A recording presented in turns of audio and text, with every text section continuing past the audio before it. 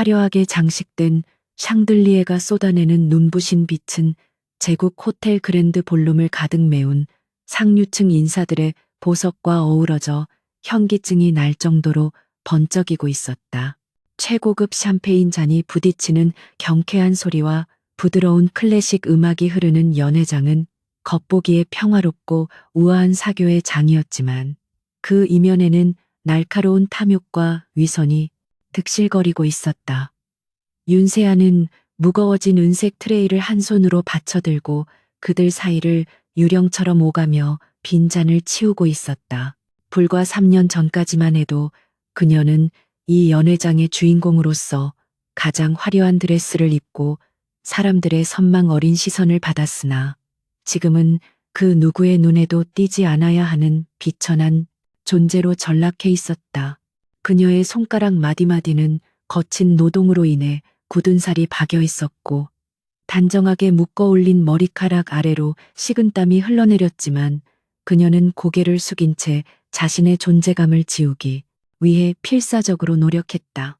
윤세아가 이곳에서 일하게 된 것은 잔인한 운명의 장난이자 피할 수 없는 생존의 문제였기에 그녀는 치밀어 오르는 굴욕감을 억지로 삼켜야만 했다. 아버지의 갑작스러운 죽음과 함께 찾아온 그룹의 부도는 그녀의 모든 것을 앗아갔고 남겨진 것은 감당할 수 없는 빚더미와 병든 어머니뿐이었다. 최고급 호텔의 연회장 서빙 아르바이트는 당장 어머니의 병원비를 마련하기 위해 선택할 수 있는 가장 보수가 좋은 일자리였지만 동시에 과거 그녀를 알던 사람들과 마주칠 위험이 가장 큰 곳이기도 했다. 그녀는 자신이 아는 얼굴이 보일 때마다 본능적으로 몸을 움츠리며 기둥 뒤나 어두운 구석으로 숨어들었고 제발 이 지옥 같은 시간이 무사히 지나가기만을 간절히 기도했다. 발에 맞지 않는 구두가 뒤꿈치를 파고들어 걸을 때마다 날카로운 통증이 느껴졌지만 그녀는 입술을 꽉 깨물며 비틀거리지 않으려 애썼다. 연회장의 중앙에서는 태양그룹의 새로운 주인인 최민준이 승리감에 도취된 표정으로 사람들에게 둘러싸여 거만한 웃음을 터뜨리고 있었다.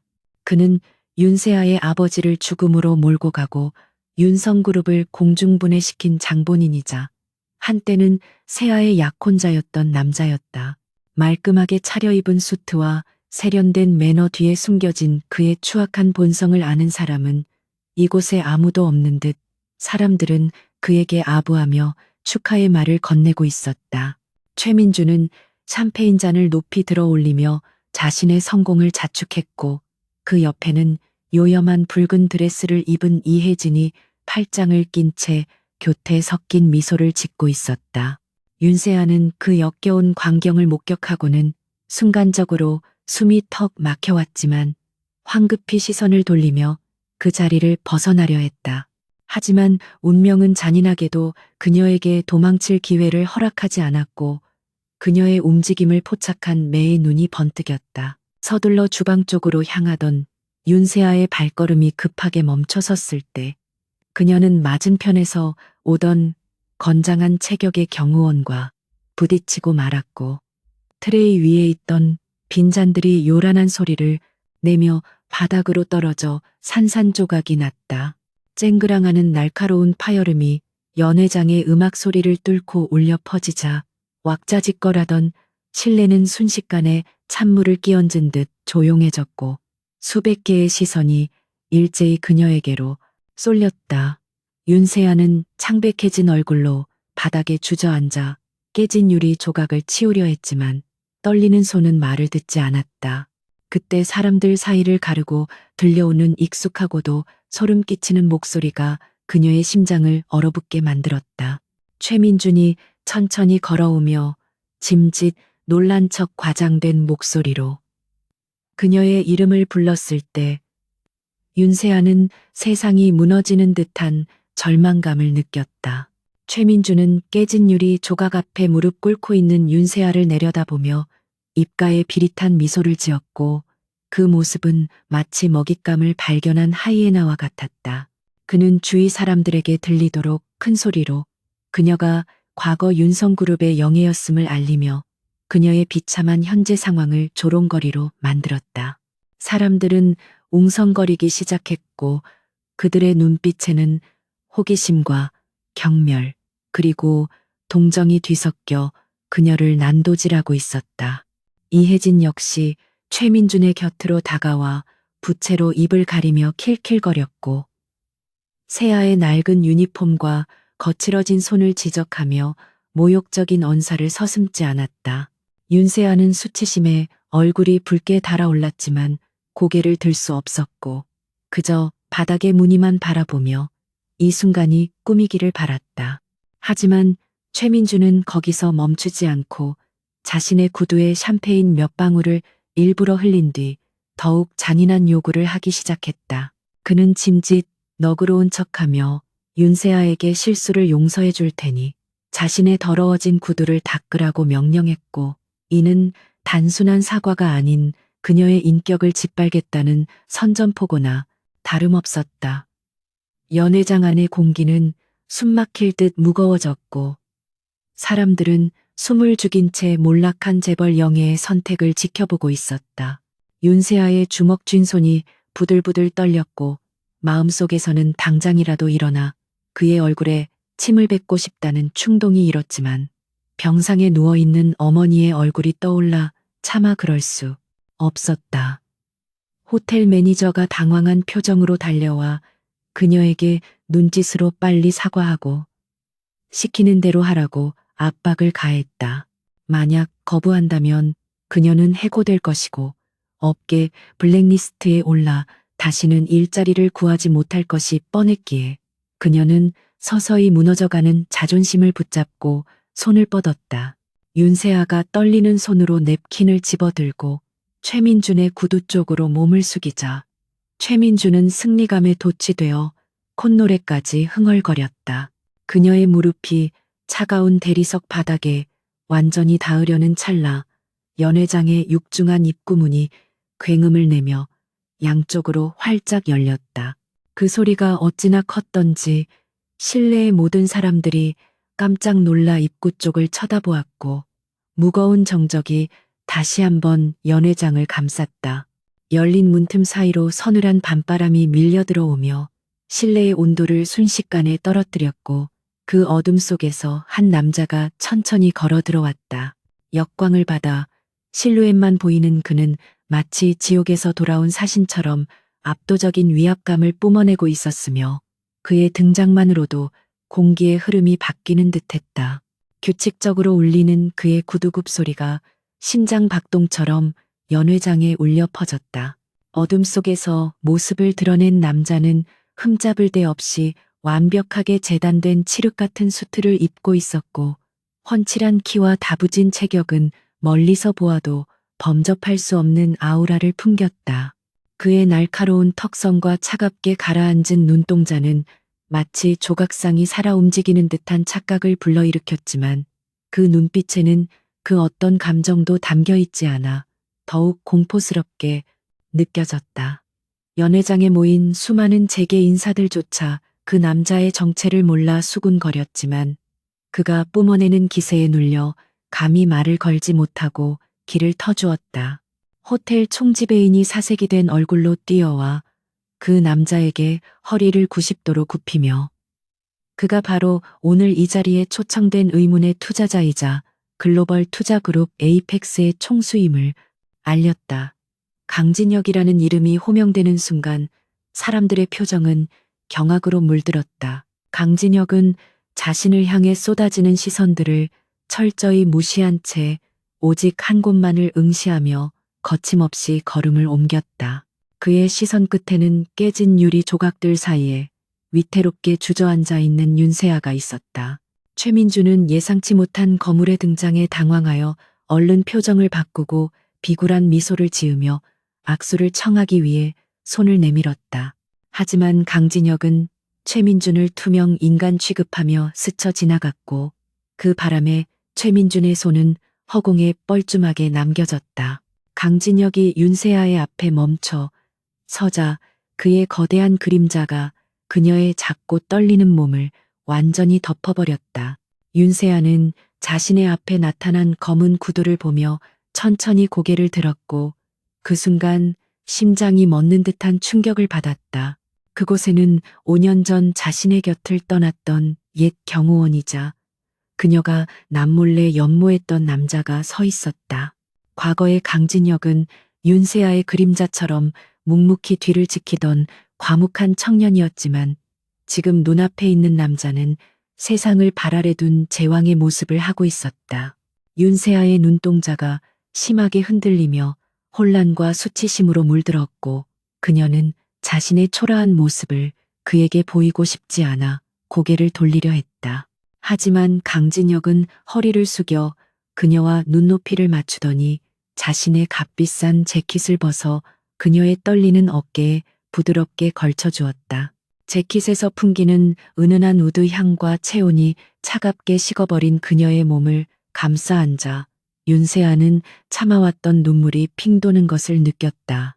강진혁은 커다랗고 단단한 손을 그녀에게 내밀며 놨지만 단호한 목소리로 말했다. 그 목소리에는 분노와 애틋함이 기묘하게 뒤섞여 있어 듣는 이들의 가슴을 서늘하게 만들었다.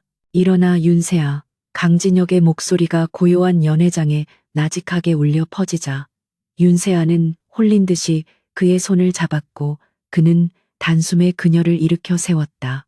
그녀가 비틀거리자 강진혁은 자연스럽게 그녀의 허리를 감싸 안아 지탱해 주었고 그 모습은 마치 위기에 빠진 여왕을 구하러 온 기사처럼 보였다. 강진혁은 싸늘하게 식은 눈으로 멍하니 서 있는 최민준을 노려보았고 그 눈빛은 마치 벌레를 보는 듯한 경멸로 가득 차 있었다. 최민준이 무언가 변명하려 입을 떼기도 전에 강진혁은 차갑게 말을 잘라버렸다. 이 여자가 흘린 눈물값과 당신이 짓밟은 긍지에 대한 대가는 조만간 아주 혹독하게 치르게 될 것이라는 경고였다. 그의 말은 단순한 협박이 아니라 확정된 미래를 선고하는 판결문과도 같았다. 강진혁은 굳어버린 사람들 사이를 가로질러 윤세아를 데리고 연회장을 빠져나갔고 그 뒤로는 숨막히는 정적만이 남았다. 호텔 로비로 나오는 동안에도 그는 그녀의 손을 놓지 않았고 윤세아는 꿈인지 현실인지 분간이 가지 않는 몽롱한 상태로 그의 이끌림에 몸을 맡겼다.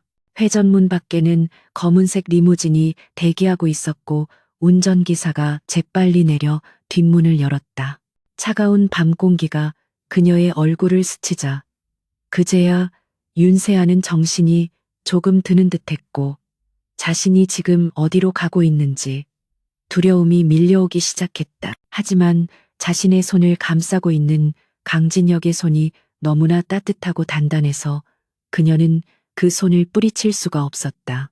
이것이 새로운 지옥으로 가는 길일지 아니면 구원으로 가는 길일지 알 수 없었지만 그녀는 이미 주사위가 던져졌음을 직감했다. 리무진의 문이 닫히고 차가 부드럽게 출발하자 외부의 소음은 완벽하게 차단되었고 차 안에는 무거운 침묵만이 감돌았다. 윤세아는 어깨에 걸쳐진 그의 재킷을 꽉 움켜쥐며 조심스럽게 옆자리에 앉은 강진혁을 훔쳐보았다. 그는 창밖으로 스쳐 지나가는 도시의 불빛을 무표정하게 바라보고 있었지만 꽉 담은 인매와 턱 근육의 움직임에서 그가 감정을 억누르고 있음을 알 수 있었다. 윤세아는 그에게 묻고 싶은 말이 산더미처럼 많았지만 목구멍이 꽉 막힌 듯 아무런 말도 나오지 않았다. 왜 돌아왔는지, 어떻게 그 자리에 나타났는지, 그리고 왜 자신을 구했는지에 대한 의문들이 머릿속을 어지럽혔다. 그때 강진혁이 천천히 고개를 돌려 그녀를 바라보았고 깊고 어두운 그의 눈동자 속에 비친 자신의 모습은 너무나 초라하고 위태로워 보였다. 강진혁은 주머니에서 하얀 손수건을 꺼내 윤세아의 뺨에 묻은 얼룩을 조심스럽게 닦아주었고 그 손길은 투박했지만 놀라울 정도로 섬세했다. 그는 그녀의 눈을 똑바로 응시하며 이제부터 자신이 그녀의 보호자가 될 것임을 선언했다. 윤세아가 당황하여 무슨 의미냐고 묻자 그는 입가에 씁쓸한 미소를 지으며 대답했다. 자신이 돌아온 이유는 단 하나 잃어버린 것을 되찾고 부서진 것을 고쳐놓기 위함이라고. 그리고 그 시작은 바로 당신이라고 말했다.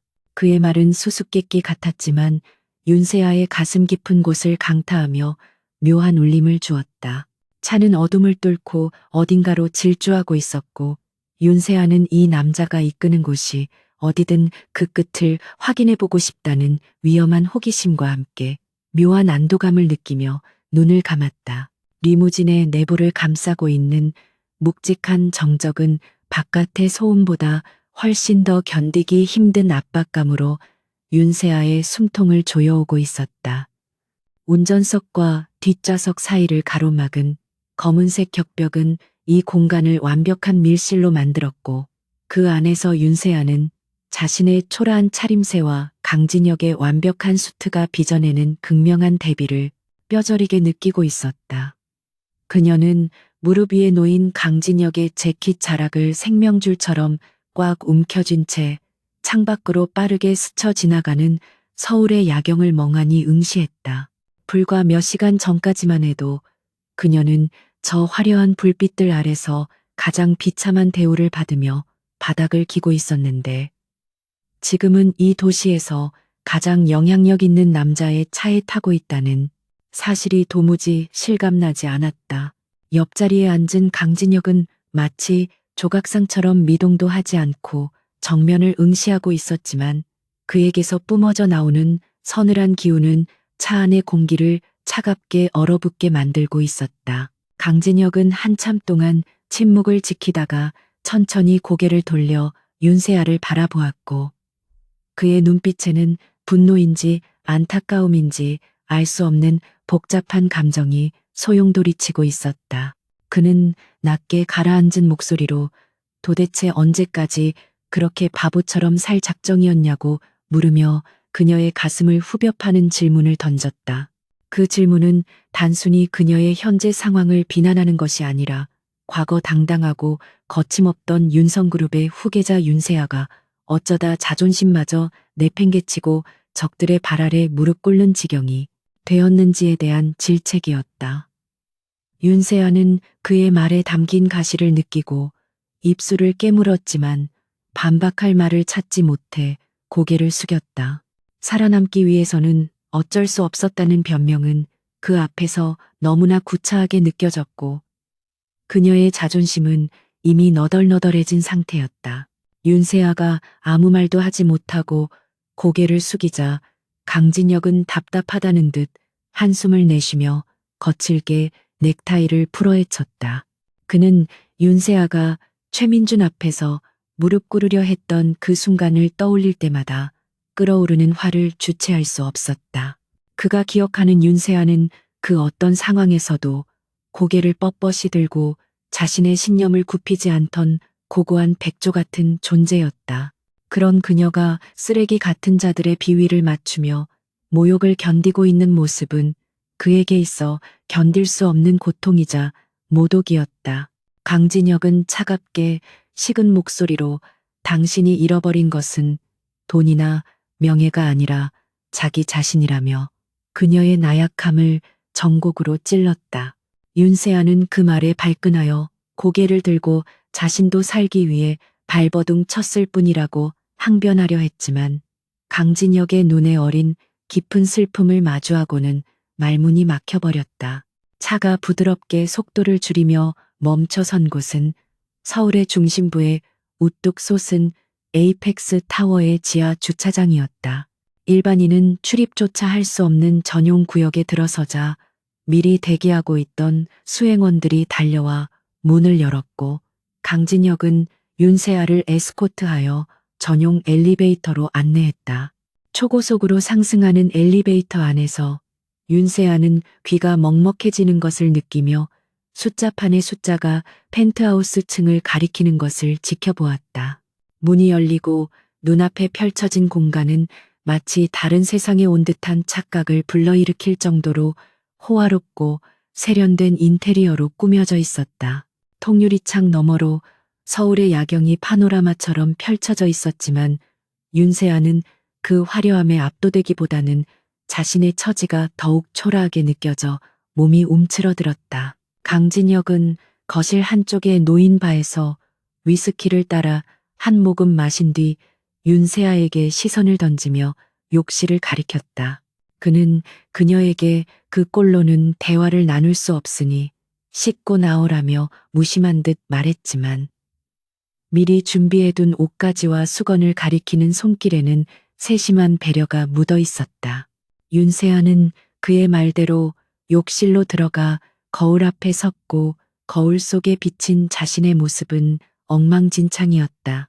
헝클어진 머리카락과 번진 화장, 그리고 낡은 유니폼은 그녀가 겪어온 고난의 시간을 적나라하게 보여주고 있었다. 그녀는 뜨거운 물을 틀어놓고 샤워기 아래 서서 샴페인 얼룩과 함께 지난 시간의 굴욕을 씻어내려 애썼다. 따뜻한 물줄기가 차갑게 굳어있던 몸을 녹이자 참아왔던 눈물이 터져나왔고 그녀는 소리 죽여 흐느끼며 감정을 추스르려 노력했다. 샤워를 마치고 나온 윤세아는 강진혁이 준비해둔 심플하지만 고급스러운 실크 원피스를 입고 거실로 나갔다.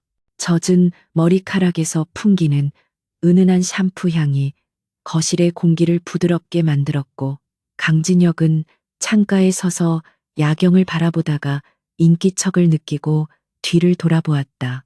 말끔해진 윤세아의 모습을 본 그의 눈동자가 잠시 흔들렸지만 이내 차가운 이성을 되찾고 소파 맞은편 자리를 권했다.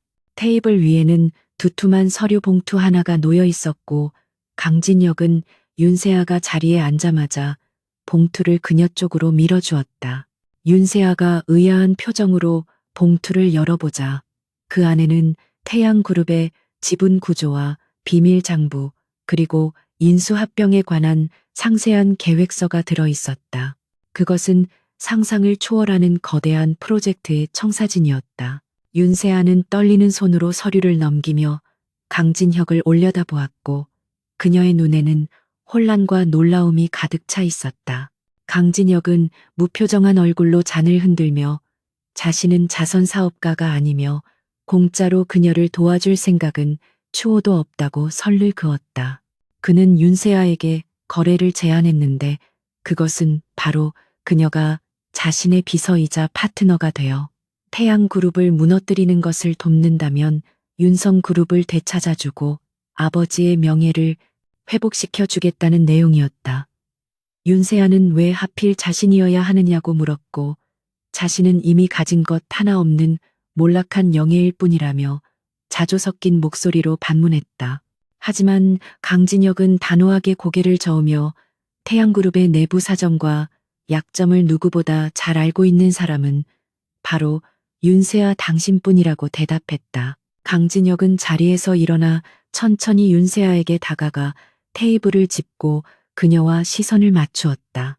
그는 최민중과 이혜진이 윤세아의 아버지를 어떻게 함정에 빠뜨렸는지 그리고 그들이 어떻게 회사를 가로챘는지에 대한 증거를 찾으려면 윤세아의 기억과 직감이 반드시 필요하다고 강조했다. 무엇보다 강진혁은 윤세아의 눈 속에 숨겨져 있는 복수심을 보았고 그것이 그녀를 다시 일으켜 세울 가장 강력한 무기가 될 것임을 확신하고 있었다. 그는 윤세아에게 다시는 누구에게도 고개 숙이지 않게 만들어주겠다고 약속하며 악마의 손길과도 같은 그러나 거부할 수 없는 달콤한 제안을 건넸다. 그 제안은 윤세아에게 있어 지옥 같은 현실에서 탈출할 수 있는 유일한 동아줄이자 잃어버린 모든 것을 되찾을 수 있는 마지막 기회였다. 윤세아는 서류와 강진혁의 얼굴을 번갈아 보며 깊은 갈등에 빠졌다. 이 계약을 받아들이는 순간 그녀는 다시는 평범한 삶으로 돌아갈 수 없을 것이며 강진혁이라는 위험한 남자의 세계에 완전히 종속될 것임을 직감했다. 하지만 최민준에게 당했던 수모와 억울하게 돌아가신 아버지의 얼굴이 떠오르자 가슴속에서 뜨거운 불덩이가 치밀어 올랐다. 더 이상 잃을 것도 없는 바닥에서 그녀가 선택할 수 있는 길은 단 하나뿐이었다. 윤세아의 눈빛이 서서히 변하기 시작했고 두려움과 망설임이 사라진 자리에는 서늘한 도끼와 결의가 차오르기 시작했다. 그녀는 심호흡을 한번 크게 내쉬고는 떨림이 멈춘 손으로 테이블 위에 놓인 펜을 집어들었다. 윤세아가 서류의 마지막 장에 자신의 이름을 정갈하게 서명하자 강진혁의 입가에 미세한 미소가 스쳐 지나갔다. 그는 만족스러운 표정으로 서류를 거두어들이며 이제부터 윤세아는 자신의 소유이자 에이펙스의 대리인으로서 움직이게 될 것이라고 선언했다.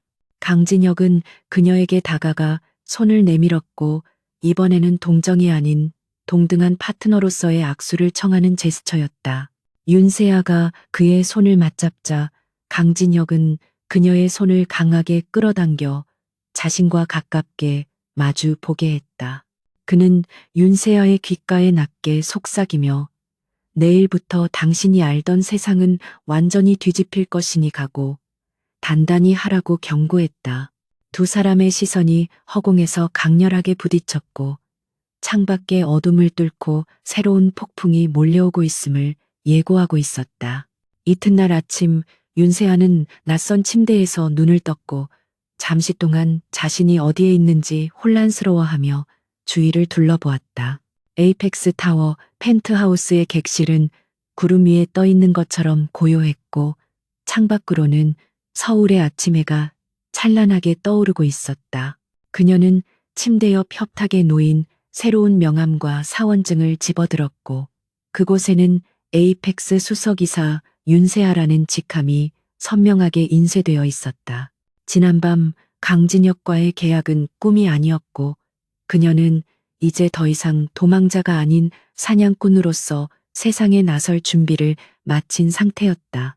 드레스룸에는 그녀의 치수에 맞춰 제작된 최고급 정장들이 색상별로 정갈하게 걸려 있었고 윤세아는 그 중에서 가장 권위적이고 차가워 보이는 짙은 네이비색 수트를 골라 입었다.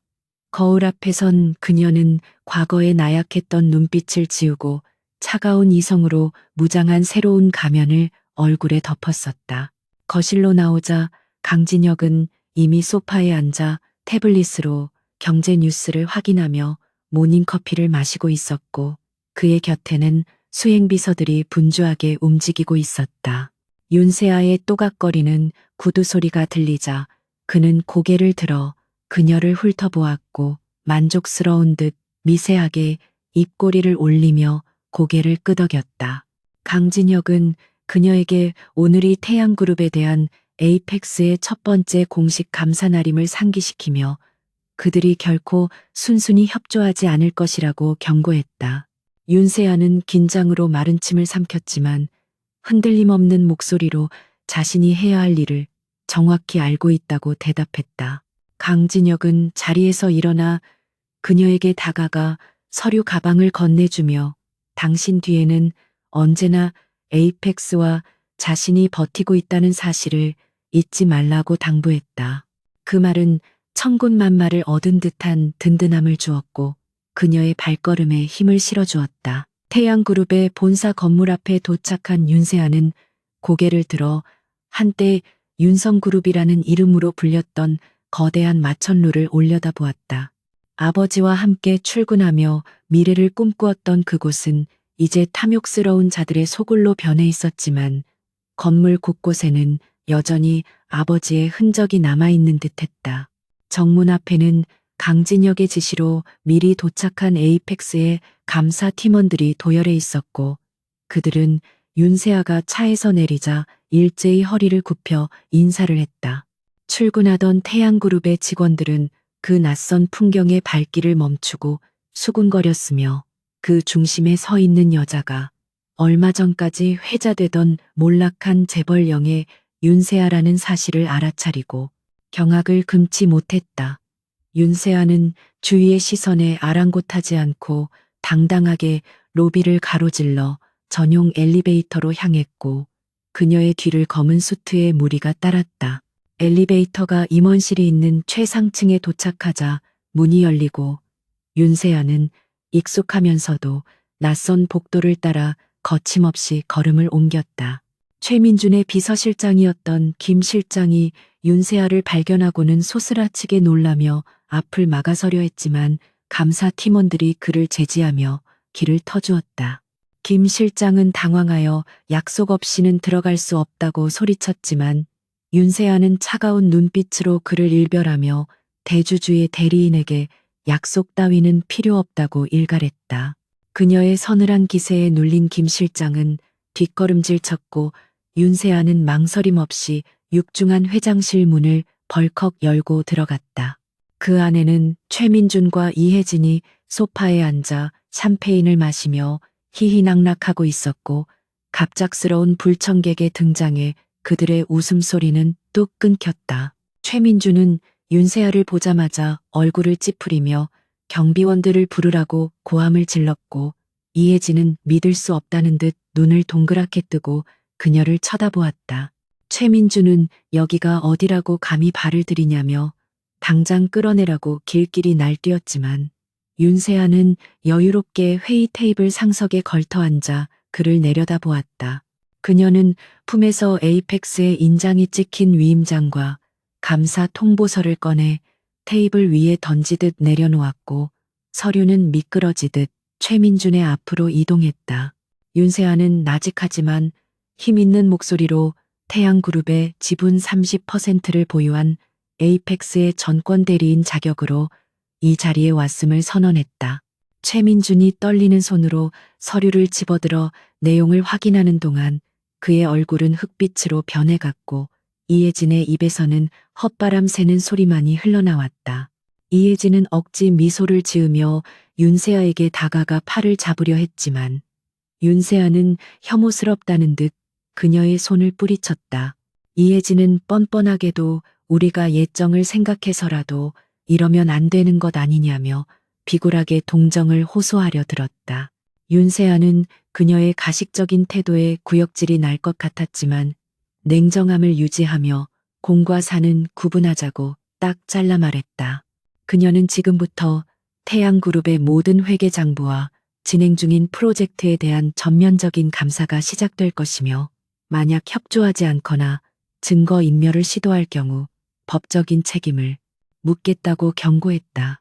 최민준은 분노로 얼굴이 불그락푸르락해져서 강진혁 그 자식이 시킨 거냐며 책상을 내리쳤지만 윤세아는 눈 하나 깜짝하지 않고 그를 응시했다. 감사 팀원들이 회장실과 부속실을 장악하고 자료를 수집하기 시작하자 최민준은 도간에 든 쥐꼬리 되어 어쩔 줄을 몰라 했다. 그는 윤세아를 노려보며 네가 감히 나를 이길 수 있을 것 같으냐고 으름장을 놓았지만 그 목소리에는 이미 두려움이 섞여 있었다. 윤세아는 그에게 다가가 귓가에 속삭이듯 말했다. 아버지가 피땀 흘려 일구신 이 회사를 도둑질해 간 대가를 치르게 될 것이며 그 시작은 바로 오늘이라고. 그녀의 눈빛은 맹수처럼 형형하게 빛났고 최민준은 기에 눌려 주저앉고 말았다.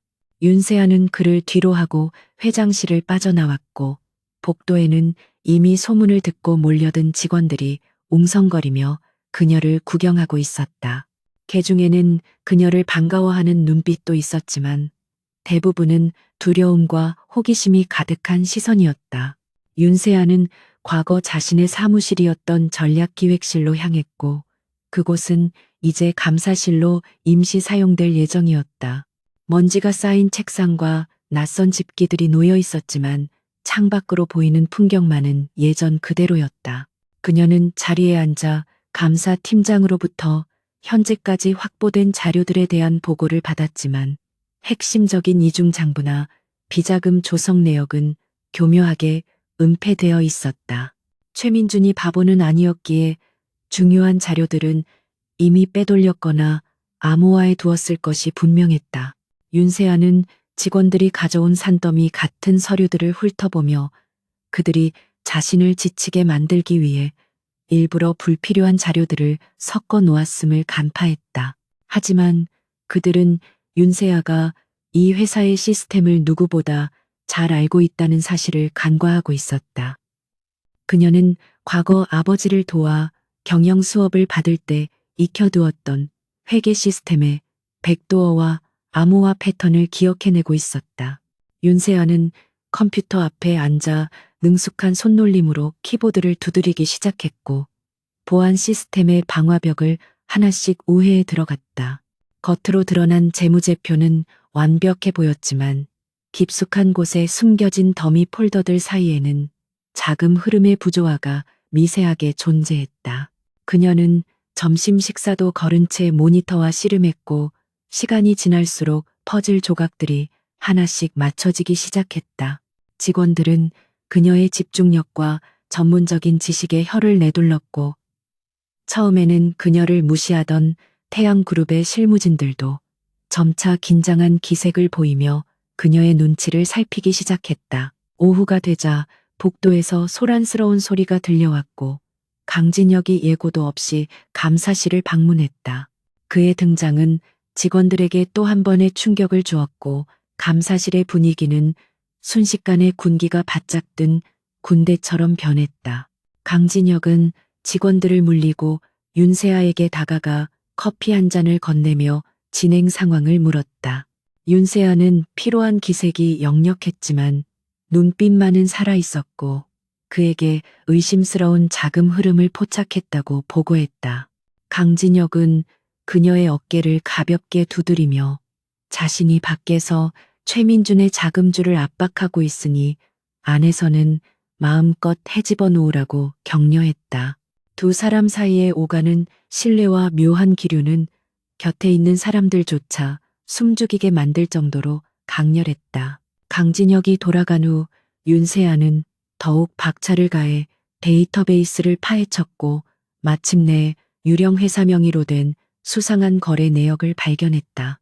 프로젝트명 딥오션이라고 명명된 이 사업은 실체는 없으면서 막대한 자금이 해외로 송금되고 있었고 그 최종 종착지는 조세 피난처에 있는 페이퍼 컴퍼니였다. 이것은 명백한 횡령이자 탈세의 증거였고 최민준의 목숨줄을 쥔 치명적인 약점이 될 수 있었다.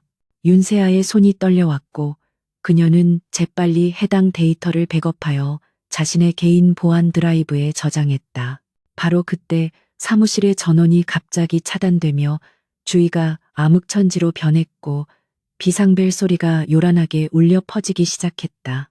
이는 누군가가 그녀의 작업을 방해하기 위해 고의로 전력을 차단한 것이 분명했다. 어둠 속에서 윤세아는 침착하게 노트북을 챙겨 자리에서 일어났지만 복도 쪽에서 다급한 발소리들이 들려왔다. 보안 요원들이 아닌 정체불명의 사내들이 감사실 쪽으로 접근하고 있었고 그녀는 직감적으로 위험을 감지했다. 최민준이 증거가 발각될 위기에 처하자 극단적인 방법을 동원한 것이 틀림없었다. 윤세아는 비상구 쪽으로 몸을 숨기며 강진혁에게 긴급 메시지를 보냈고 심장이 터질 듯이 뛰는 것을 느꼈다. 사내들이 손전등을 비추며 사무실 내부를 수색하는 동안 그녀는 숨소리를 죽인 채 책상 아래 웅크리고 있었다.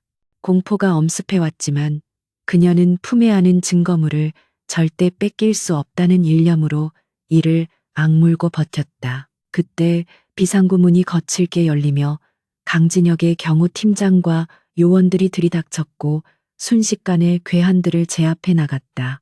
짧고 격렬한 몸싸움 끝에 상황은 정리되었고 다시 전원이 들어오며 사무실은 밝아졌다. 뒤늦게 달려온 강진혁은 사색이 된 얼굴로 윤세아를 찾아 헤맸고 책상 아래에서 떨고 있는 그녀를 발견하자마자 와락 끌어안았다. 그의 품에서 전해지는 거친 심장 박동과 떨림은 그가 얼마나 걱정했는지를 여실히 보여주었다. 윤세아는 안도감에 다리가 풀려 주저앉을 뻔했지만 강진혁의 단단한 팔이 그녀를 지탱해 주었다. 강진혁은 그녀의 머리카락을 쓸어 넘기며 이제 안전하다고 속삭였지만 그의 눈은 최민준을 향한 사리로 흉흉하게 불타오르고 있었다.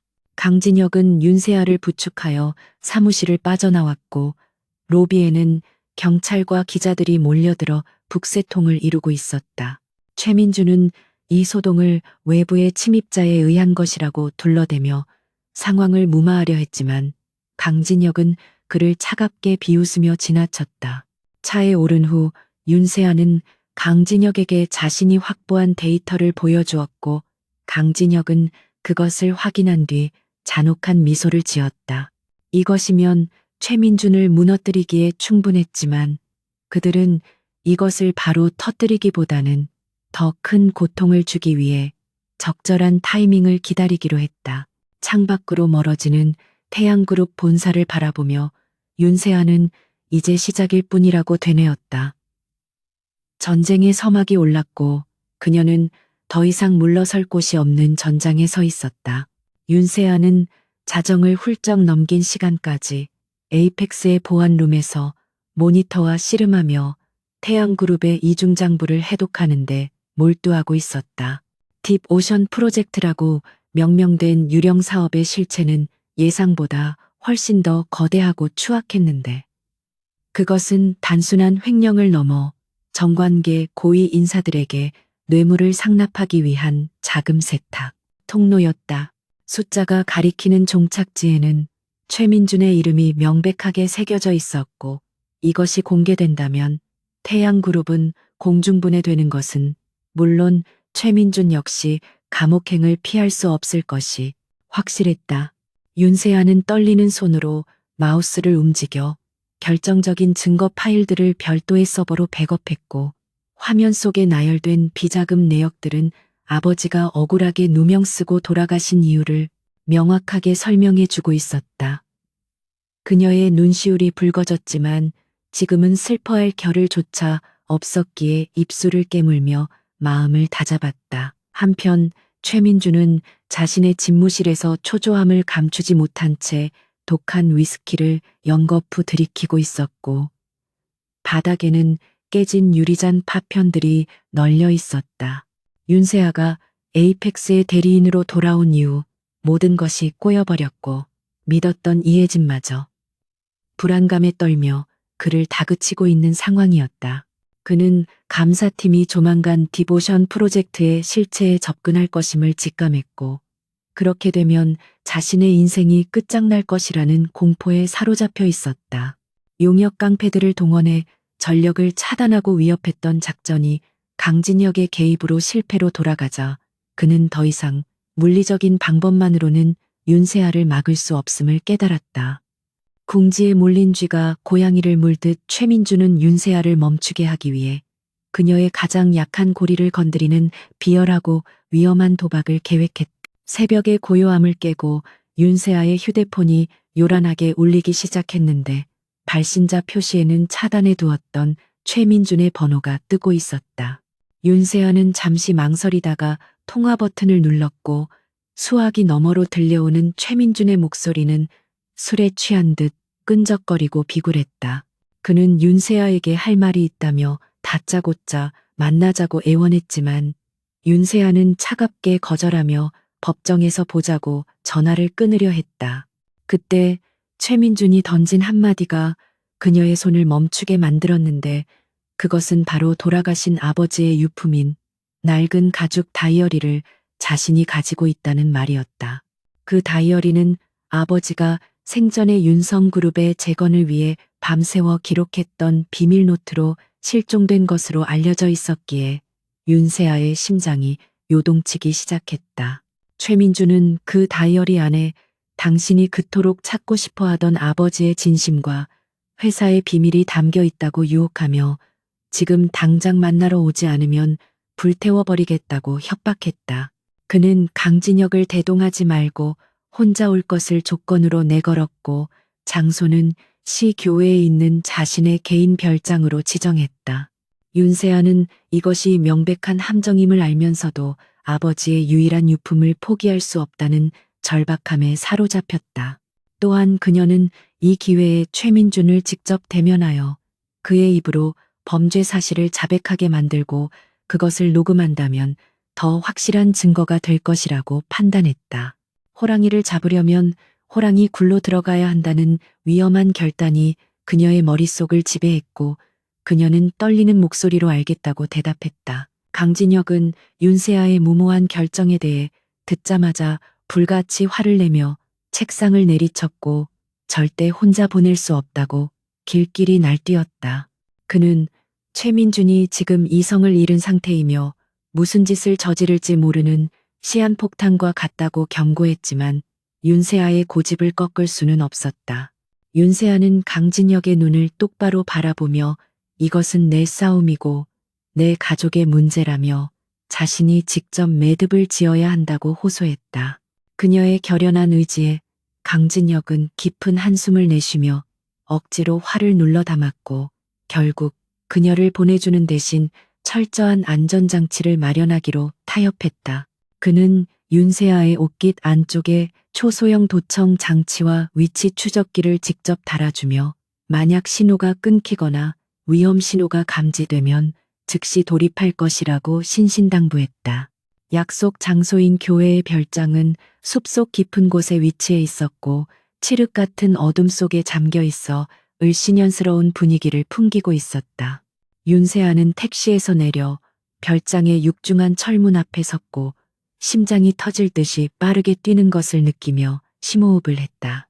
그녀는 재킷 안쪽에 녹음기를 켜고 이어폰을 통해 들려오는 강진혁의 차분한 목소리에 의지해 용기를 내어 초인종을 눌렀다. 잠시 후 철문이 끼익 소리를 내며 열렸고 그녀는 어둠 속으로 천천히 걸어 들어갔는데 마치 거대한 짐승의 아가리 속으로 들어가는 듯한 기분이었다. 정원에는 관리되지 않은 잡초들이 무성했고 별장 건물에서는 희미한 불빛만이 새어나오고 있어 긴장감을 고조시켰다. 현관문을 열고 들어서자 널찍한 거실 한가운데에 최민준이 소파에 기대어 앉아 있었고 테이블 위에는 낡은 가죽 다이어리가 덩그러니 놓여 있었다. 최민준은 윤세아를 보자마자 비틀거리며 일어나 과장된 몸짓으로 환영했지만 그의 눈은 붉게 충혈되어 있었고 입가에는 비릿한 미소가 걸려 있었다. 그는 생각보다 겁이 없다며 비꼬았지만 윤세아는 그 말에 대꾸하지 않고 오직 테이블 위의 다이어리에 시선을 고정했다. 그녀가 다이어리를 집으려 하자 최민주는 재빨리 손을 뻗어 그것을 가로채며 아직은 때가 아니라고 깐족거렸다. 그는 다이어리를 미끼로 흔들며 에이펙스의 감사를 중단하고 자신을 살려달라고 비굴하게 거래를 제안하기 시작했다. 윤세아는 혐오감을 억누르며 소파 맞은편에 앉았고 최민준의 자백을 유도하기 위해 그를 자극하기 시작했다. 그녀는 아버지를 배신하고 회사를 가로챈 것도 모자라 이제는 횡령까지 저지른 것이냐며 차갑게 쏘아붙였다. 최민준은 억울하다는 듯 펄쩍 뛰며 그 모든 것은 회사를 살리기 위한 불가피한 선택이었다고 변명했지만 윤세아는 그의 논리를 조목조목 반박하며 그를 구석으로 몰아넣었다. 그녀의 날카로운 추궁에 최민준의 표정이 서서히 일그러지기 시작했고 그가 숨기고 있던 폭력적인 본성이 고개를 들기 시작했다. 윤세아는 위험을 감지했지만 녹음기에 그의 육성을 담기 위해 멈추지 않고 그날 밤 아버지를 죽음으로 내몬 진짜 이유를 물었다. 결국 최민주는 폭발하고 말았고 술잔을 바닥에 내동댕이 치며 그래 내가 그랬다며 고함을 질렀다. 그는 너희 아버지는 너무 고지식해서 사업에 방해만 되었고 그래서 내가 직접 처리했다고 소름 끼치는 진실을 털어놓았다.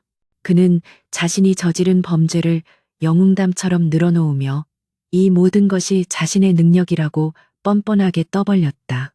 이 모든 대화는 윤세아의 옷깃 속에 숨겨진 도청 장치를 통해 실시간으로 강진혁에게 전송되고 있었고 밖에서 대기하던 강진혁의 주먹은 분노로 하얗게 질려 있었다. 윤세아는 결정적인 증거를 확보했다는 생각에 안도하며 자리에서 일어나려 했지만 최민준의 눈빛이 갑자기 표독스럽게 변했다. 최민준은 비열한 웃음을 터뜨리며 네가 정말 혼자 왔을 거라고 생각했냐고 물었고 박수를 치자 거실의 어두운 구석에서 건장한 사내들이 걸어 나왔다.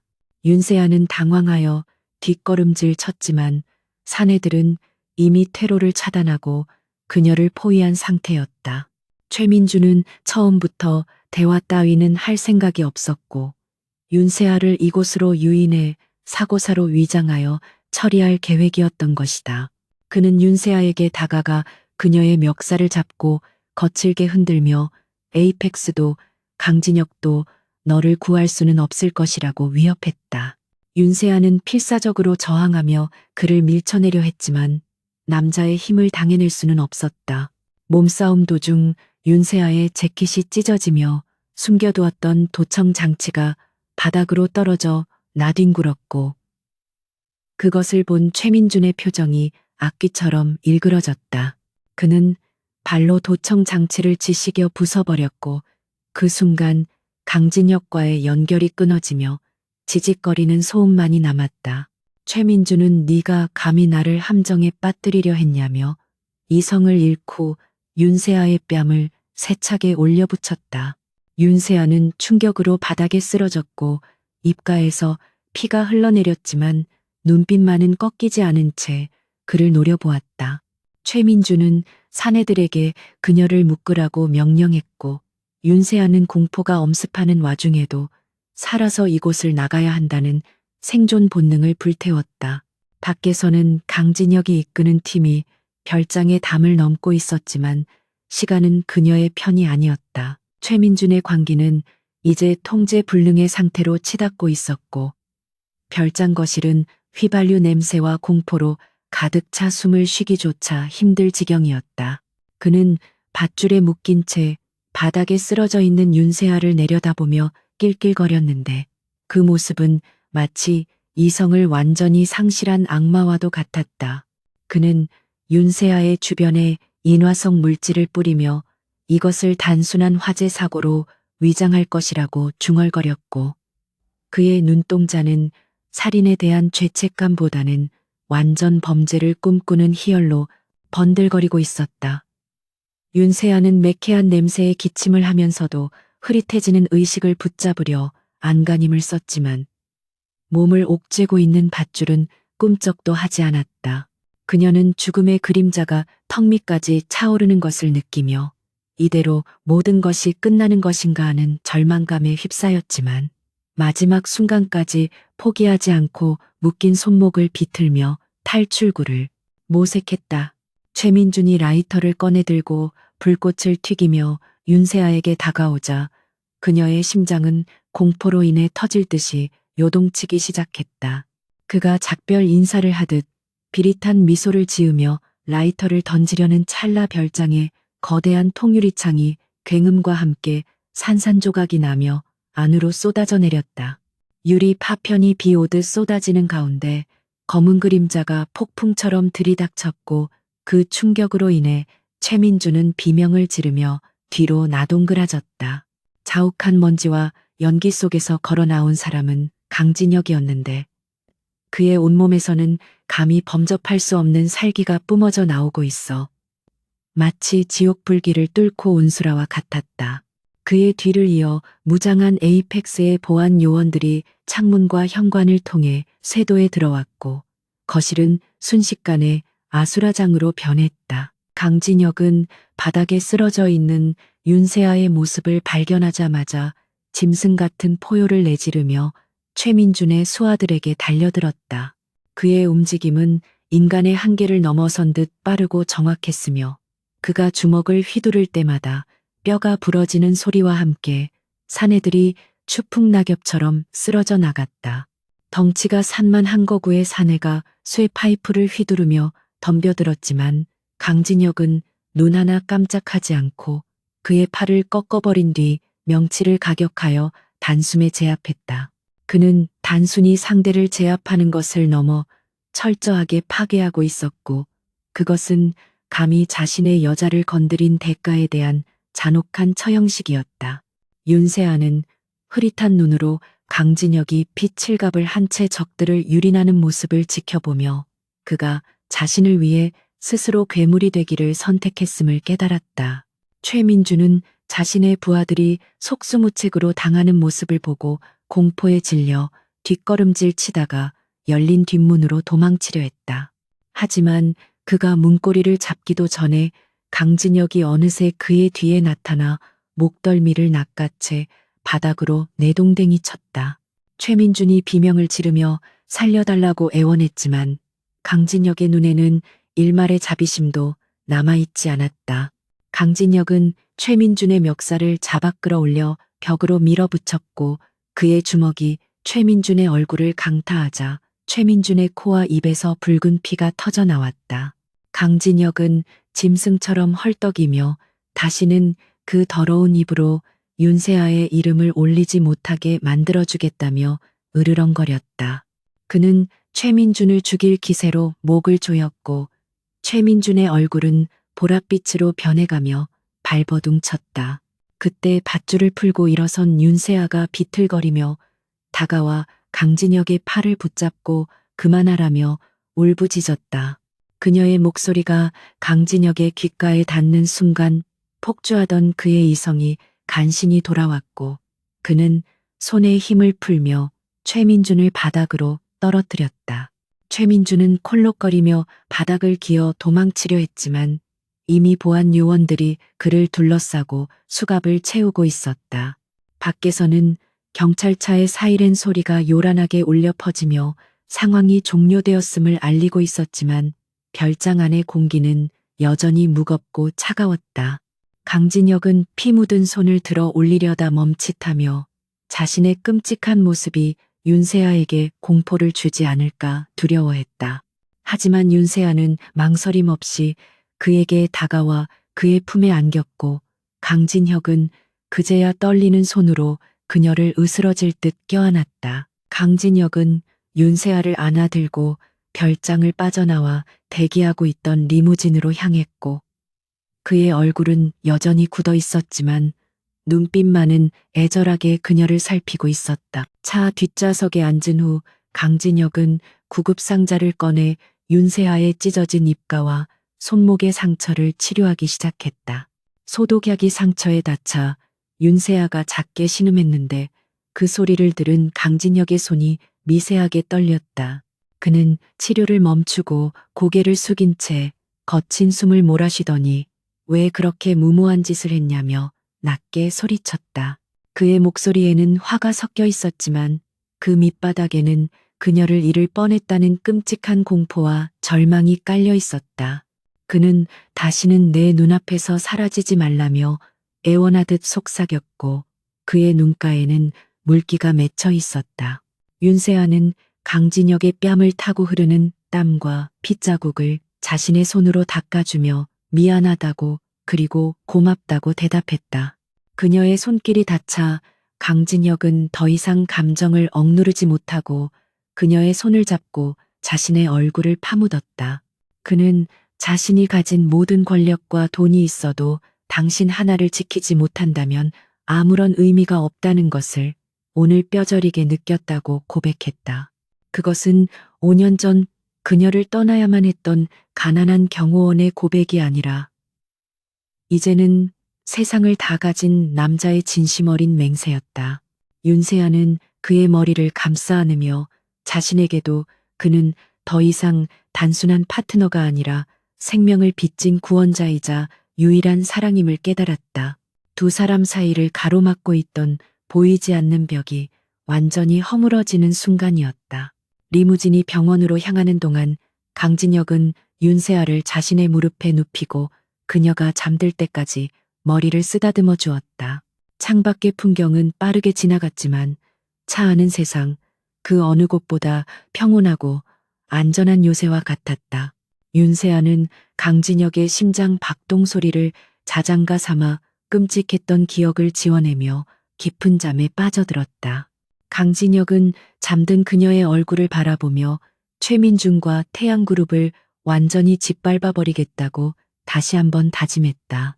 이제 그에게 남은 목표는 단 하나, 그녀가 다시는 이런 고통을 겪지 않도록 완벽한 세상을 만들어 그녀에게 바치는 것이었다.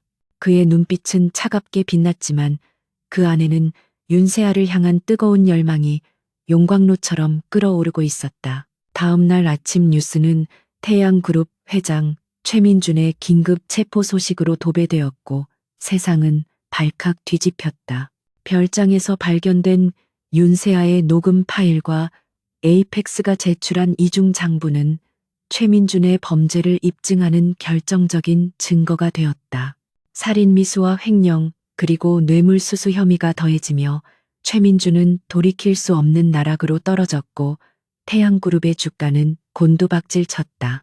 병실에서 깨어난 윤세아는 TV 화면 속에서 수갑을 차고 고개를 숙인 채 끌려가는 최민준의 모습을 보며 묘한 허무함을 느꼈다. 복수는 성공했지만 그것이 가져다주는 쾌감보다는 이제 모든 악연을 끊어내고 새롭게 시작할 수 있다는 안도감이 더 컸다. 문이 열리고 강진혁이 들어와 그녀의 곁에 앉으며 이제 다 끝났다고 말해주었다. 강진혁은 윤세아에게 태양그룹의 긴급 주주총회가 소집되었다는 소식을 전하며 그녀가 그 자리에 참석해야 한다고 말했다. 그는 이번 주주총회가 윤성그룹의 이름을 되찾고 윤세아가 정당한 후계자로서 복귀하는 대관식이 될 것이라고 설명했다. 윤세아는 아직 몸이 완전히 회복되지 않았지만 강진혁의 손을 잡고 고개를 끄덕이며 할 수 있다고 대답했다.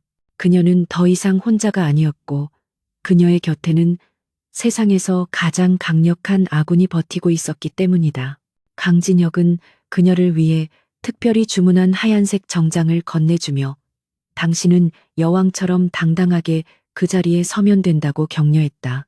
윤세아는 옷을 받아들고 결의에 찬 눈빛으로 창밖을 바라보았고 그곳에는 비 온 뒤 맑게 갠 하늘이 펼쳐져 있었다. 주주총회 당일 회의장은 수많은 취재진과 주주들로 인산인해를 이루고 있었고 긴장감이 감돌았다.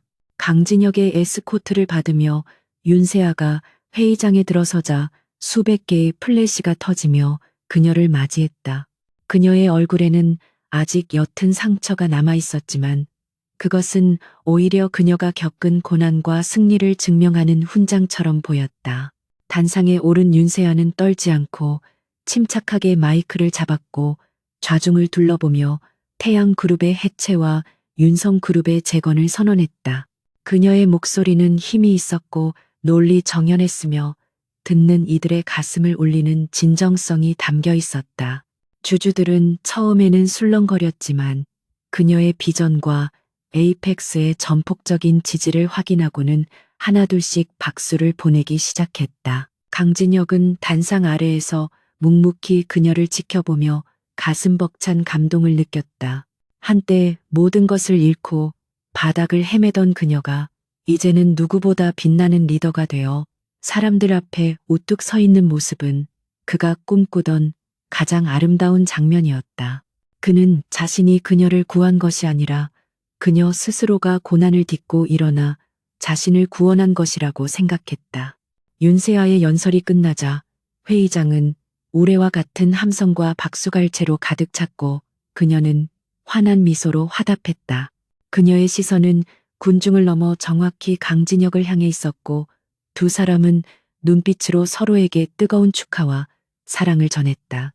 그것은 긴 어둠의 터널을 지나 마침내 맞이한 찬란한 빛의 순간이었다.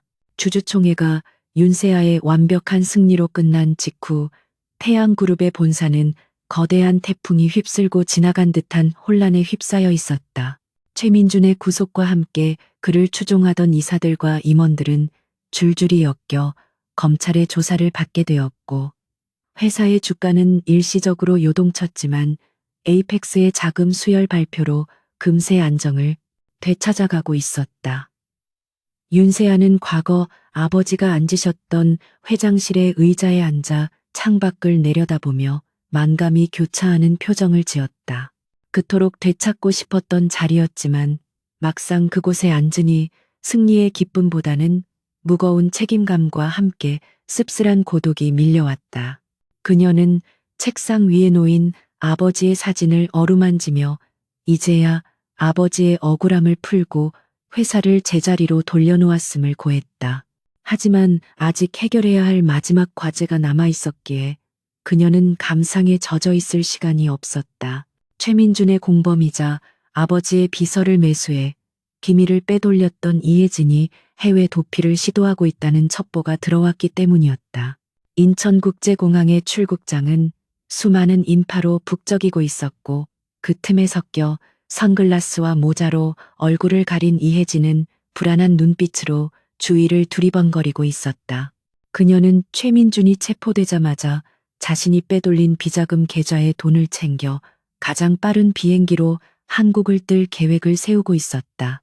그녀의 손은 캐리어 손잡이를 하얗게 질리도록 꽉 쥐고 있었고 심장은 쿵쾅거리며 터질 듯이 뛰고 있었다. 출국 심사대로 향하는 그녀의 발걸음은 다급했고 이 문만 통과하면 윤세아의 소나기에서 벗어나 화려한 삶을 즐길 수 있을 것이라는 헛된 희망을 품고 있었다. 하지만 그녀가 보안 검색대를 통과하려는 순간 검은 양복을 입은 건장한 사내들이 그녀의 앞을 가로막았고 그들의 뒤에서 익숙한 구두 소리가 들려왔다. 윤세아는 천천히 걸어와 이혜진의 앞에 멈춰섰고 그녀의 곁에는 강진혁이 그림자처럼 서서 서늘한 눈빛을 보내고 있었다.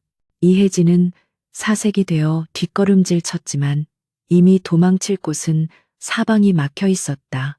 윤세아는 이혜진의 선글라스를 거칠게 벗겨내며 도대체 어디를 그렇게 급하게 가느냐고 차갑게 물었다. 이혜진은 당황하여 말을 더듬으며 자신은 아무 죄가 없다고 발뺌하려 했지만 윤세아는 그녀의 손에 들린 위조 여권과 비행기 티켓을 낚아채 바닥에 던져버렸다. 공항 이용객들의 시선이 집중되었지만 윤세아는 아랑곳하지 않고 또박또박한 목소리로 그녀의 죄상을 읊어내려갔다. 횡령과 사기, 그리고 산업 스파이 혐의까지 더해진 그녀의 죄목은 결코 가볍지 않았다. 이혜진은 쥐구멍이라도 찾고 싶은 심정으로 바닥에 주저앉아 윤세아의 다리를 붙잡고 애원하기 시작했다. 그녀는 최민준이 시켜서 억지로 했을 뿐이라며 눈물을 흘리고 악어의 눈물 같은 호소를 늘어놓았지만 윤세아의 표정은 싸늘하게 굳어 있었다. 윤세아는 과거 아버지가 돌아가셨을 때 장례식장에서 조소를 날리던 이혜진의 얼굴을 똑똑히 기억하고 있었기에 그녀의 가식적인 눈물에 흔들리지 않았다. 윤세아는 냉정한 목소리로 당신이 선택한 탐욕의 결과이니 그 대가도 스스로 감당하라고 일갈했다. 곧이어 공항 경찰대가 도착하여 이혜진에게 수갑을 채웠고 그녀는 비명을 지르며 끌려가면서도 끝까지 윤세아를 저주했다.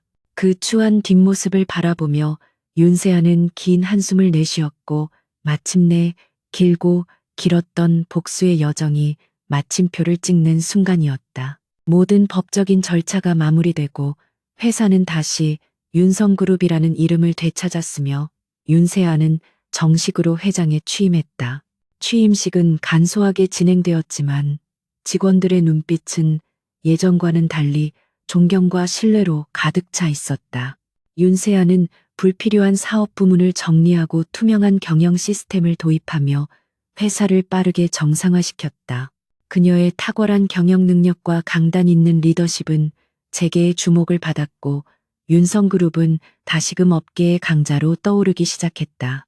그녀는 바쁜 일정 속에서도 매일 밤 늦게까지 사무실에 남아 서류를 검토하며 아버지가 꿈꾸었던 회사를 만들기 위해 헌신했다. 하지만 성공의 가도 속에서도 그녀의 마음 한구석에는 채워지지 않는 허전함이 자리 잡고 있었는데 그것은 바로 강진혁 때문이었다. 강진혁은 복수가 끝난 이후 눈에 띄게 윤세아와의 거리를 두기 시작했고 사무적인 용무 외에는 만남을 자제하고 있었다. 그는 에이펙스의 글로벌 업무를 핑계로 윤세아의 연락을 피하거나 만나더라도 짧은 대화만을 나누고 서둘러 자리를 뜨곤 했다. 윤세아는 그가 바빠서 그럴 것이라고 스스로를 위로했지만 그의 눈빛에서 느껴지는 묘한 거리감과 쓸쓸함은 숨길 수 없었다. 그녀는 그가 왜 그러는지 이유를 알 수 없어 답답해했고 혹시 자신이 무언가 실수를 한 것은 아닌지 전전긍긍했다. 어느 날 윤세아는 결제를 받으러 온 강진혁에게 저녁 식사를 제안했지만 그는 선약이 있다며 정중하게 거절하고 돌아섰다. 닫힌 문을 바라보는 윤세아의 가슴에 서늘한 바람이 불어왔다. 사실 강진혁은 윤세아가 진정한 홀로서기를 할 수 있도록 스스로 떠날 준비를 하고 있었다. 그는 자신이 윤세아의 곁에 계속 머문다면 그녀가 과거의 아픔에서 벗어나지 못하고 자신에게 의존하게 될 것이라고 생각했다. 또한 그는 어둠의 세계에 발을 담그고 살아온 자신이 빛나는 윤세아의 앞길에 걸림돌이 될 것이라는 자격지심을 가지고 있었다. 그는 윤세아를 사랑하기 때문에 그녀를 놓아주어야 한다고 결심했고 에이펙스의 한국 지사 업무를 정리하고 본사가 있는 뉴욕으로 돌아갈 계획을 세우고 있었다. 그는 밤마다 윤세아의 사진을 들여다보며 그리움을 삼켰지만 겉으로는 냉정한 척 연기하며 이별을 준비하고 있었다. 시간이 흘러 윤세아의 생일이 다가왔지만 강진혁에게서는 아무런 연락이 없었고 윤세아는 서운함을 넘어 불안감을 느끼기 시작했다. 그녀는 에이펙스 한국 지사를 찾아가 강진혁을 만나려 했지만 비서실장은 그가 출장 중이라며 만남을 거부했다. 윤세아는 비서실장의 책상 위에 놓인 서류 더미 속에서 우연히 뉴욕행 편도 비행기 티켓 예약 확인서를 발견하고 심장이 덜컥 내려앉았다. 날짜는 바로 오늘 밤이었고 그제야 그녀는 강진혁이 자신을 떠나려 한다는 사실을 깨닫게 되었다. 그가 자신에게 아무런 말도 없이 조용히 사라지려 했다는 사실에 배신감과 슬픔이 동시에 밀려왔지만 그녀는 주저앉아 울고 있을 시간이 없었다. 윤세아는 비서실장을 다그쳐 강진혁이 현재 공항으로 이동 중이라는 사실을 알아냈고 즉시 차를 몰아 공항으로 향했다. 퇴근 시간과 겹쳐 도로는 꽉 막혀 있었고 빗방울까지 떨어지기 시작해 그녀의 마음을 더욱 타들어가게 만들었다. 윤세아는 운전대를 잡은 손에 힘을 주며 눈물을 흘렸고 바보같이 자신을 희생하려 하는 강진혁을 원망했다. 5년 전에도 그는 그녀를 지키기 위해 말없이 떠났었고 그녀는 2번 다시 그를 잃고 싶지 않았다. 그녀는 교통법규를 무시하고 갓길을 질주하며 제발 비행기가 뜨지 않기를 간절히 기도했다. 라디오에서는 궂은 날씨로 인해 비행기 이륙이 지연되고 있다는 뉴스가 흘러나왔고 그것은 그녀에게 마지막 희망과도 같았다. 공항에 도착한 윤세아는 차를 아무렇게나 세워두고 출국장을 향해 미친 듯이 달리기 시작했다. 하이힐이 벗겨져 발이 아파왔지만 그녀는 멈추지 않고 인파를 헤치며 강진혁의 이름을 불렀다. 사람들은 헝클어진 머리와 맨발로 뛰어다니는 그녀를 이상한 눈으로 쳐다봤지만 그녀의 눈에는 오직 강진혁을 찾아야 한다는 일념뿐이었다. 넓디 넓은 공항 청사를 헤매던 그녀는 마침내 VIP 라운지 입구 쪽에서 탑승 수속을 밟고 있는 강진혁의 뒷모습을 발견했다. 그는 여전히 고독하고 쓸쓸해 보이는 등을 보이고 서 있었고 윤세아는 숨이 턱끝까지 차오른 상태로 그의 이름을 외쳤다. 강진혁. 윤세아의 목소리가 공항의 소음을 뚫고 들려오자 강진혁의 어깨가 움찔하며 멈춰섰다. 그는 잘못 들은 것이라 생각하며 고개를 저었지만 다시 한번 들려오는 애절한 외침에 천천히 뒤를 돌아보았다. 그곳에는 빗물과 땀으로 젖은 채 숨을 몰아쉬고 있는 윤세아가 서 있었고 그녀의 눈은 원망과 사랑이 뒤섞인 채 그를 노려보고 있었다. 강진혁은 믿을 수 없다는 표정으로 그녀를 바라보며 입을 열었지만 목소리가 나오지 않았다. 윤세아는 비틀거리며 그에게 다가가 가슴을 주먹으로 내리치며 어떻게 또다시 말도 없이 떠날 수 있냐고 울부짖었다. 그녀의 주먹은 약했지만 강진혁의 가슴에는 비수처럼 꽂혀 들어왔다. 강진혁은 윤세아의 손목을 잡으며 이것이 너를 위한 최선이라고 생각했다고 변명했지만 윤세아는 그의 말을 자르며 소리쳤다. 나를 위한 최선이 무엇인지는 내가 결정한다고. 당신 없는 성공이나 회장 자리 따위는 아무런 의미가 없다고. 그녀는 눈물을 흘리며 당신이 나의 집이고 나의 세상인데 나를 두고 어디로 가려 하냐고 고백했다. 그녀의 진심 어린 고백에 강진혁의 흔들리던 동공이 멈추었고 그가 억누르고 있던 감정의 댐이 무너져 내렸다. 그는 짐을 바닥에 떨어뜨리고 와락 윤세아를 끌어안았고 공항의 수많은 사람들이 지켜보는 가운데 두 사람은 서로의 체온을 확인하며 흐느꼈다. 강진혁은 윤세아의 젖은 머리카락을 쓰다듬으며 다시는 너를 떠나지 않겠다고 맹세했다. 그는 자신이 바보 같은 생각으로 그녀에게 상처를 주었음을 인정하고 이제는 그녀의 곁에서 평생 그림자가 아닌 반려자로 살아가겠다고 다짐했다. 윤세아는 그의 품에 얼굴을 묻고 안도의 숨을 내쉬었고 두 사람을 감싸고 있던 불안과 오해의 안개가 완전히 걷히는 순간이었다. 공항의 안내 방송이 흘러나오며 탑승을 재촉했지만 강진혁은 티켓을 찢어 쓰레기통에 던져버렸다. 그는 윤세아의 손을 꽉 잡고 공항을 빠져나왔고 비 온 뒤 맑게 갠 밤하늘에는 별들이 그들의 앞날을 축복하듯 반짝이고 있었다. 계절의 여왕이라 불리는 5월의 따스한 햇살이 서울의 도심을 부드럽게 감싸 안고 있었고 윤성그룹 본사 건물의 유리 외벽은 그 빛을 받아 눈부시게 반짝이고 있었다. 1년이라는 시간은 길다면 길고 짧다면 짧은 시간이었지만 윤세아에게 있어서는 인생의 모든 것이 뒤바뀐 격변의 시기이자 기적과도 같은 재건의 시간이었다. 회장실의 통유리창 너머로 내려다 보이는 서울의 풍경은 예전과 다를 바 없었지만 그 풍경을 바라보는 윤세아의 마음가짐은 완전히 달라져 있었다. 과거의 그녀가 부모님의 그늘 아래서 보호받는 온실 속의 화초였다면 지금의 그녀는 거친 비바람을 견뎌내고 스스로 뿌리를 깊게 내린 거목과도 같았다. 책상 위에는 결제를 기다리는 서류들이 산더미처럼 쌓여 있었지만 그녀는 더 이상 한숨을 쉬거나 도망치고 싶은 충동을 느끼지 않았으며 오히려 그 무게감을 즐기며 하나하나 꼼꼼하게 검토해 나갔다. 윤성그룹은 윤세아의 탁월한 리더십과 에이펙스의 전폭적인 지원 아래 과거의 명성을 되찾는 것을 넘어 새로운 전성기를 맞이하고 있었다. 최민준이 저질러 놓은 불법적인 사업들을 모두 정리하고 친환경 에너지와 바이오 산업이라는 신성장 동력을 발굴해낸 것은 윤세아의 과감한 결단 덕분이었다. 처음에는 그녀의 능력을 의심하던 임원들과 주주들도 이제는 그녀를 진정한 오너로 인정하며 무한한 신뢰를 보내고 있었고 사내 분위기 역시 활기와 자부심으로 가득 차 있었다. 복도에서 마주치는 직원들은 더 이상 그녀를 동정, 어린 시선으로 보지 않았고 존경과 선망이 담긴 눈빛으로 허리 숙여 인사했다.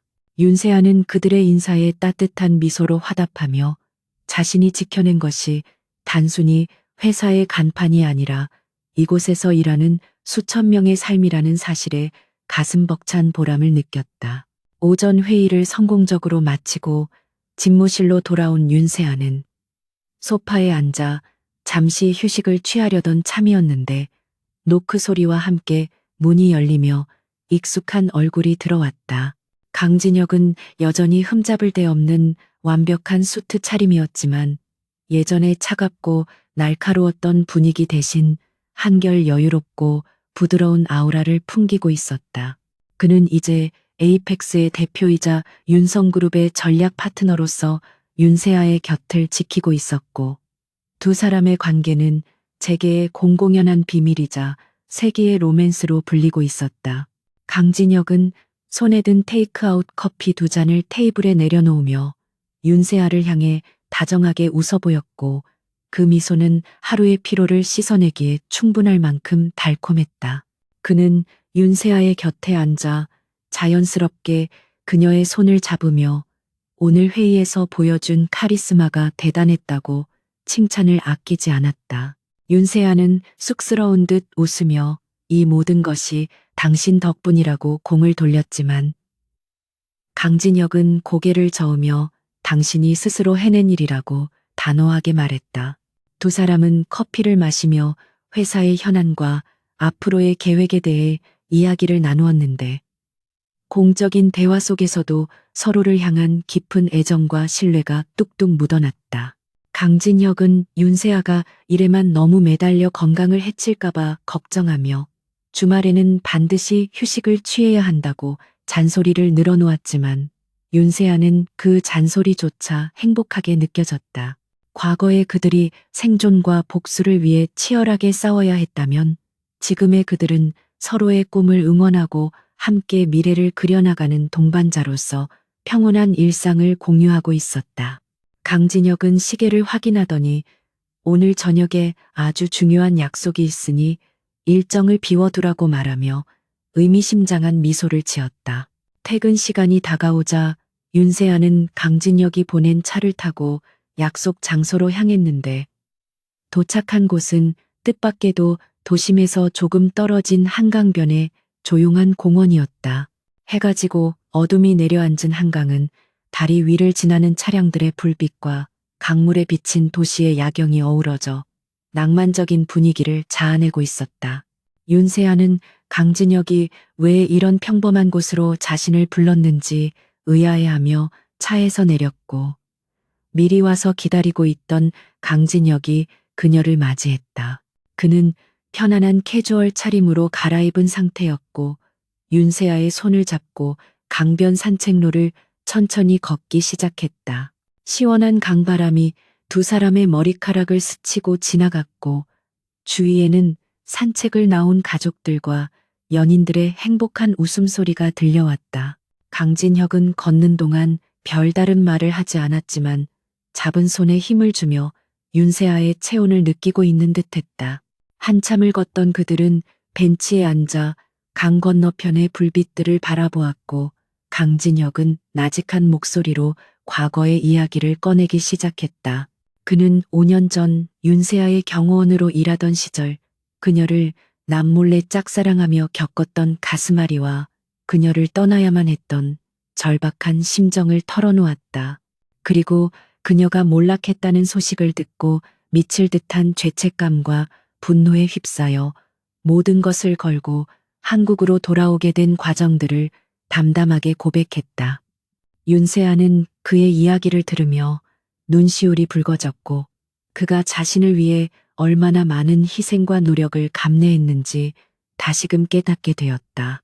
강진혁은 윤세아를 바라보며 그때는 내가 당신을 구하러 온 줄 알았는데 지나고 보니 당신이 나를 구원했다는 것을 알게 되었다고 말했다. 윤세아가 의아한 표정으로 그를 쳐다보자 강진혁은 부드러운 눈빛으로 설명을 이어갔다. 복수심과 성공에 대한 집착으로 메말라가던 자신의 삶에 의미를 부여하고 다시 심장을 뛰게 만든 것은 바로 윤세아 당신이었다고. 당신이 다시 일어서는 모습을 보며 나 역시 과거의 상처를 치유받았고 사랑하는 사람을 지키는 것이 진정한 강함이라는 것을 배웠다고 고백했다. 그의 진심 어린 말들은 윤세아의 가슴 깊은 곳을 울렸고 그녀는 흐르는 눈물을 닦을 생각도 하지 못한 채 그를 바라보았다. 강진혁은 자리에서 일어나 윤세아의 앞에 한쪽 무릎을 꿇었고 주머니에서 작은 벨벳 상자를 꺼내들었다. 달빛 아래서 반짝이는 반지는 화려하지는 않았지만 그 어떤 보석보다도 영롱하게 빛나고 있었다. 강진혁은 떨리는 목소리로 하지만 확신에 찬 어조로 윤세아에게 청혼했다. 이제는 비즈니스 파트너나 보호자가 아닌 당신의 남편으로서 평생 곁을 지키고 싶다고. 기쁠 때나 슬플 때나 그리고 또다시 폭풍우가 몰아칠 때도 당신의 손을 절대 놓지 않겠다고 맹세했다. 윤세아는 벅차오르는 감정을 주체할 수 없어 입을 막고 고개를 끄덕였고 강진혁은 그녀의 손가락에 반지를 끼워주며 환하게 웃었다.